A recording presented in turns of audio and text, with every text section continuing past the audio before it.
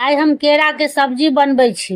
त ई केरा के हम पहिने छील देलियै सबटा के, एकरा बढ़िया से छील दै छियै आ तखन एकरा काटि देबै। अगबे केरे के सब्जी बनेबै आ बिना प्याज के बनेबै। आब एकरा टुकड़ा टुकड़ा काटि दै छियै। आब एकरा बनबै छियै त ओकरा हम धो देलियै केरा के। आब हम लोहिया चढ़ा के में तेल दै छियै, आब जीर दै छियै, हींग, तेजपात सबटा के जरऽ दै छियै। इम्हर ताबे त पानि में से हम केरा के छानि लै छी। आब फोरन जरि गेलै धऽ दै छियै। आब सबटा के मिला लेब। आब एकरा कनी काल भुजाय ले छोड़ि दै छी। अभी हल्का हल्का भुजा गेलै।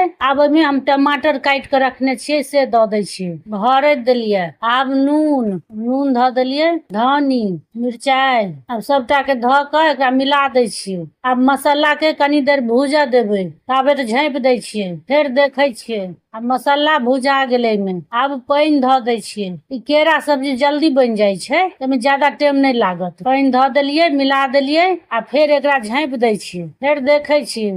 आब ओहिमे हम गरम मसाला धऽ दै छियै। आब गरम मसाला धऽ देलियै। आब एकरा आराम से मिला देबै। केरा सिद्ध भऽ गेल छै, केरा जल्दी सिद्ध भऽ जाइ छै। आब देखियौ ई सब्जी बनि के तैयार भऽ गेल। अहूँ सब बनायब, केहन लागल कमेंट कऽ के बतायब। चैनल के सब्सक्राइब कऽ देबै। धन्यवाद।